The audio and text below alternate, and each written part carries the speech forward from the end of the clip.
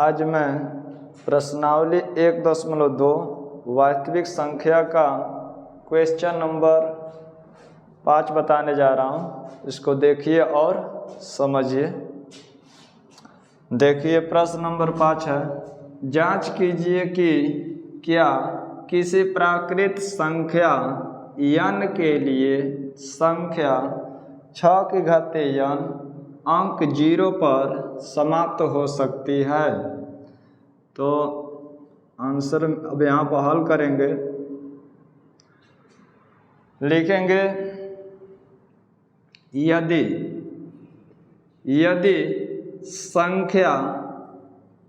संख्या 6 की घातीय n अंक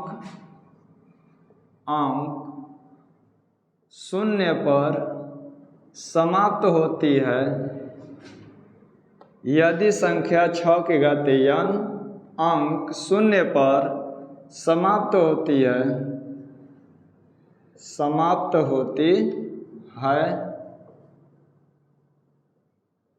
तो संख्या 6 की घातीय n 5 से विभाज्य होगी। 5 से विभाज्य होगी। कहने मतलब जब संख्या 0 पर समाप्त होगी, जैसे अगर कह दिया जाए 50, 60, 70, इस तरह की जब संख्या आएगा तो वह 5 से जरूर विभाज्य होगी। तो वही कहा जा रहा है कि यदि संख्या 6 की घातीय n अंक 0 पर समाप्त होती है तो संख्या 6 की घातीय n 5 से विभाज्य होगी। परंतु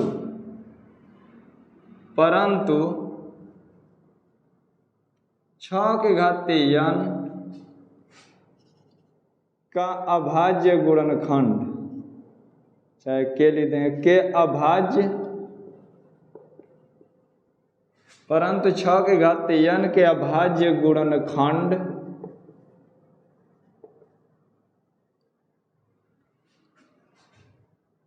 बराबर 2 गुणित 3 पूरे की घातीय n। 6 का अभाज्य गुणनखंड करेंगे तो 2 गुणित 3 होगा और इस पर n घात है तो n घात लिख देंगे। इसको हम अगला स्टेप में लिख सकते हैं 2 की घातीय n गुणित 3 की घातीय n। जब ये कोष्टक टूटेगा तो दोनों पर n घात आ जाएगा तो लिखेंगे 2 की घातीय n गुणित 3 की घातीय n।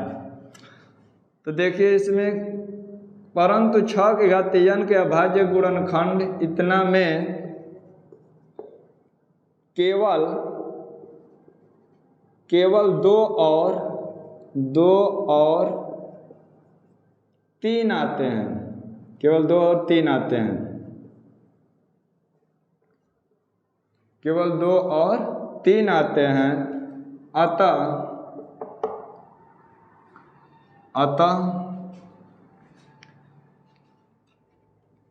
6 की घातीय अतः संख्या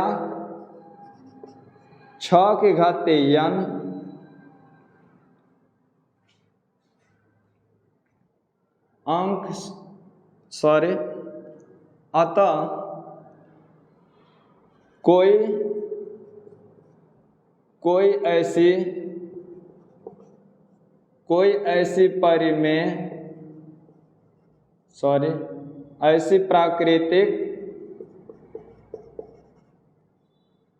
अतः कोई ऐसी प्राकृतिक संख्या n नहीं है,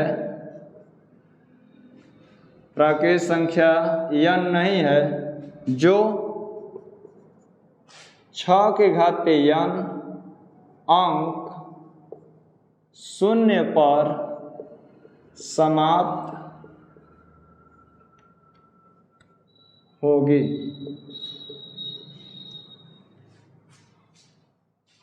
पहला प्रश्न का यही हल हो जाएगा। तो प्रश्न नंबर 2 देखिए। प्रश्न नंबर 6 देखिए। प्रश्न नंबर 6 देखिए, व्याख्या कीजिए कि 7 गुणित 11 गुणित 13 धन 13 और 7 गुणित 6 गुणित 5 गुणित 4 गुणित 3 गुणित 2 गुणित 1 धन 5 भाज्य संख्याएं क्यों हैं? तो देखिए लिखेंगे यहाँ पर 7 गुणित 11 गुणित 13 धन 13। तो पहले हम इसमें देख रहे हैं कि 13 दोनों में है, तो 13 कॉमन भी ले सकते हैं। तो 13 कॉमन ले लीजिए। तो 13 जब कॉमन लेंगे तो कॉमन का मतलब प्रत्येक में भाग देंगे, तो हो जाएगा 13 से 13 कट जाएगा और 7 गुणित 11 बचेगा। तो 7 गुणित 11 का मतलब 11 7 77 लिख सकते हैं। 13 कॉमन का मतलब 13 से जब भाग देंगे तो 13 से 13 कट जाएगा, बचेगा 7 गुणित 11 और 7 गुणित 11 को हम लिख सकते हैं 11 7 77 और प्लस इसमें 13 से जब भाग देंगे तो 13 से 13 कट कर 1 हो जाएगा। अब लिखेंगे 13 गुणित 77 में जब 1 जोड़ेंगे तो 78 हो जाएगा। अब देखिए इसका गुणनखंड करना चाहेंगे तो कर सकते हैं 78 का आसानी से। 78 का गुणनखंड कर लीजिए। 2 से काटेंगे तो 2 तिहाई 6, 7 में से 6 घटेगा तो 1 इसको लेंगे तो हो जाएगा 18 और 2 से भाग देंगे तो 2 9 18। फिर 3 से काटेंगे 3 1 कम 3 और 3 लिखे 9। 13 से काट देंगे 13 1 कम 13। अब यहाँ पर लिख देंगे, क्रम से लिख सकते हैं। अच्छा इसी तरह लिख देंगे 13 गुणित 78 के जगह पर लिख दे रहा हूँ 2 गुणित 3 गुणित 13। इस 78 के जगह पर लिख दिए हैं, ये 13 पहले से काम लिए थे। तो अभाज्य गुणनखंड में यहाँ पर कह रहा है कि भाज्य संख्याएं हैं कि नहीं है। तो भाज्य संख्याओं का परिभाषा सुन लीजिए। ऐसी संख्याएं जो स्वयं से कटे, 1 से कटे और अन्य संख्याओं से भी कटे उसको कहते हैं भाज्य संख्याएं। अभाज्य संख्या की परिभाषा सुन लीजिए। वे संख्याएं जो स्वयं से कटे और 1 से कटे तथा किसी अन्य से न कटे तो उसको कहते हैं अभाज्य संख्याएं। तो यहाँ पर वही देखिए 13 गुणित 2 गुणित 3 गुणित 13 दिया है। तो ये संख्या जो प्राप्त हो रही है 13 से कट रहा है, 2 से भी कट रहा है, 3 से भी कट रहा है। इसका मतलब 1 से भी कट रहा है और स्वयं से तो कट रहा है, इसके अलावा अन्य संख्याओं से भी कट रहा है। तो इसको कहें कि भाज्य संख्या है। तो लिख देंगे दी गई संख्या चाहे इतना ना लिख कर इसी को लिख दीजिए। अतः 7 गुणित 11 गुणित 13 धन 13 भाज्य संख्या है। भाज्य संख्या है क्योंकि कार्ड दे रहा हूं, क्योंकि यह संख्या 2 3 13 से विभाज्य है, इसीलिए यह भाज्य है। एक आंसर यहाँ पर हो गया, जांच हो गया कि भाज्य संख्या है। अब दूसरी संख्या का जांच करना है तो लिखेंगे 7 गुणित 6 गुणित 5 गुणित 4 गुणित 3 गुणित 2 गुणित 1 धन 5। अब इसको देखिए, इसमें कॉमन ले लीजिए, चाहे गुणा कर करके उसमें 5 जोड़ दीजिए। कॉमन भी लेके कर सकते हैं, चाहे गुणा कर लीजिए। सीधे गुणा कर दे रहा हूँ इसमें। 4 3 12, अब 12 5 60, 60 दूना 120, 120 में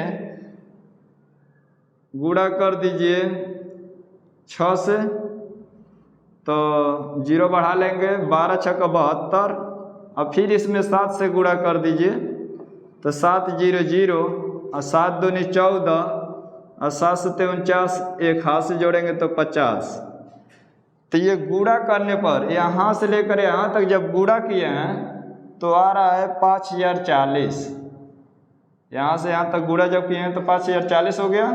अब प्लस 5 इसी में जोड़ देंगे, ये प्लस लगा है तो इसको जोड़ देंगे, तो जोड़ दीजिए, जोड़ने पर हो जाएगा 5045। अब इसका गुणनखंड करिए, साइड में देखिए तो ये कितनी कितनी संख्याओं से कट रहा, किस किस संख्याओं से कट रहा, इसको देखिए। तो 5 से काटेंगे, 3 से तो काटेगा नहीं, एक बार 3 से भी ट्राई करते हैं कट रहा है कि नहीं। 3 एकम 3, 5 में से 3 घटेगा तो 2, और इसको ले लेंगे तो 20, 3 छक्का 18 बचेगा 2, 3 8 24, ये कट जा रहा है, यहाँ भाग दे रहे हैं तो 3 एकम 3, अभी 2 बच जा रहा है, इसलिए 3 से नहीं कटेगा। अब 5 से काटेंगे, 5 से भाग देंगे तो 5 एकम 5 0, 4 में भाग नहीं जाएगा तो 5 वाला को लेंगे, दूसरा का अंक जब 5 लेंगे तो एक 0 बढ़ा लेंगे, अब फिर भाग देंगे 45 में, तो 5 9 45। अब ये 1009 अन्य किसी संख्या से नहीं कटेगा, सिर्फ 1009 से ही कटेगा। 1009 से सीधे काट दीजिए, एक बार में कट जाएगा। तो इसका गुणनखंड के रूप में दिखा सकते हैं 5 गुणित 1009। ये भी देखिए संख्या 1 से कट रही है, स्वयं से कट रही है, और 5 से भी कट रहा है और 1009 से भी कट रहा है, इसलिए ये भी संख्या भाज्य संख्या है। तो यहाँ लिख देंगे, अतः 7 गुणित 6 गुणित 5 गुणित 4 गुणित 3 गुणित 2 गुणित 1 धन 5 भाज्य संख्या है, भाज्य संख्या है, क्योंकि यह संख्या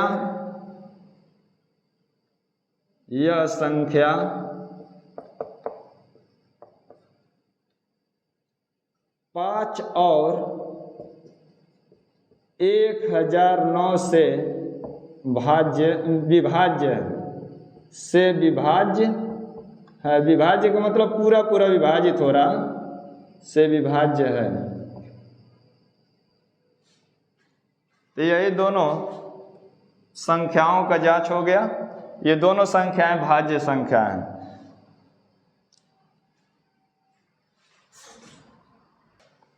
प्रश्न नंबर 7 देखिए, इस प्रश्नावली का ये लास्ट प्रश्न है। किसी खेल के मैदान के चारों ओर एक वृत्ताकार पथ है, इस मैदान का एक चक्कर लगाने में सोनिया को 18 मिनट लगते हैं, जबकि इसी मैदान का एक चक्कर लगाने में रवि को 12 मिनट लगते हैं। मान लीजिए वे दोनों एक ही स्थान और एक ही समय पर चलना प्रारंभ करके एक ही दिशा में चलते हैं। कितने समय बाद वे पुनः प्रारंभिक स्थान पर मिलेंगे? ये प्रश्न है। पुनः वाली कभी भी बात आएगी तो वहाँ पर एलसीएम ही ज्ञात किया जाता है। चाहे घंटियाँ बज रही हों, पुनः कब घंटियाँ बजेंगी, तो वहाँ पर भी एलसीएम का प्रयोग करेंगे। कुछ ग्रह एक जगह पर मिलते हैं जब, फिर दोबारा कब मिलेंगे, तो इस तरह के जब प्रश्न आते हैं तो वहाँ हमेशा एलसीएम का ही प्रयोग किया जाता है। ये ध्यान दीजिएगा, इसमें भी एलसीएम का बात हो रही है, क्योंकि यहाँ पुनः प्रारंभिक स्थान पर मिलने वाली बात है। तो पुनः वाली जब बात आएगा तब समझ लीजिए कि एलसीएम हमको ज्ञात करना है, तो इसमें हम एलसीएम ज्ञात करेंगे। तो ध्यान दीजिए, इसमें 18 मिनट और 12 मिनट है, तो यहाँ पर हम लिख देंगे 18 और 12। 18 और 12 का हम एलसीएम निकालेंगे। तो एलसीएम निकालने के लिए गुणनखंड विधि का प्रयोग करेंगे। देखिए, इसका हम अभाज्य गुणनखंड ज्ञात करेंगे। पहले देखिए, 2 से पहले काटेंगे 2 से काटेंगे तो 2 9 18। एलसीएम ज्ञात करने के लिए आसान तरीका है ये, कॉलम बनाइए, उसके बाद जितनी संख्याएं रहती हैं उसको हम लिख लेते हैं कामा लगा करके अलग अलग, और उसके बाद पहले छोटी संख्या से काटते हैं। तो छोटी संख्या 2 पहले लेंगे, 2 से जो संख्या कटेगा उसको काटेंगे, जो नहीं कटता उसी तरह उतार लेते हैं। तो 2 से भाग दीजिए तो 2 9 18, 2 से भाग देंगे तो 2 6 12, फिर 2 से भाग दीजिए, ये 9 नहीं कटेगा, 9 उतार देंगे, और 2 से भाग देंगे 6 में तो 2 3 6। अब 2 से कोई नहीं कटेगा, अब 3 से कटेगा, 3 से भाग दीजिए, तितली के 9, 3 एकम 3। अब फिर अभी 3 से ये कट रहा है तो 3 से काट लेंगे, 3 एकम 3, 1 उतार देंगे। यहाँ पर लिखेंगे एलसीएम, एलसीएम लिखेंगे लोवेस्ट कॉमन मल्टीप्लाई जिसको कहते हैं, और इसी को हिंदी में लौसा कहा जाता है। तो देखिए एलसीएम लिखेंगे 18 कामा 12 का, ये जितना गुणनखंड आया है भाज्य गुणनखंड, इसी को यहाँ पर गुणा के रूप में लिख के गुणा कर देंगे। 2 गुणिते 2 गुणिते 3 गुणिते 3, अब इसी को गुणा कर दीजिए तो एलसीएम प्राप्त हो जाएगा। 2 दूनी के 4, 4 तिहाई 12, अब 12 तिहाई 36, 36 मिनट में दिया है तो मिनट में लिख देंगे, चाहे यहाँ पर 36 ही रहने दीजिए, हम समय जब लिखेंगे तब मिनट लगा देंगे। इसमें कह रहा है कि कितने समय बाद वे पुनः प्रारंभिक स्थान पर मिलेंगे, तो हम लिख देंगे आंसर में कि 36 मिनट बाद वे पुनः प्रारंभिक स्थान पर मिलेंगे। तो यहाँ लिख देंगे अतः वे 36 मिनट बाद, 36 मिनट बाद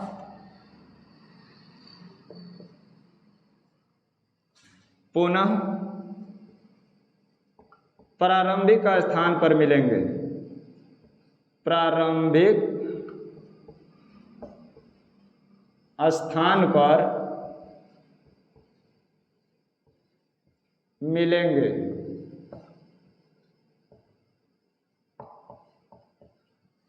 यही 36 मिनट आपका आंसर हो जाएगा। आंसर में यहाँ लिखना चाहे तो लिख दीजिएगा 36 मिनट।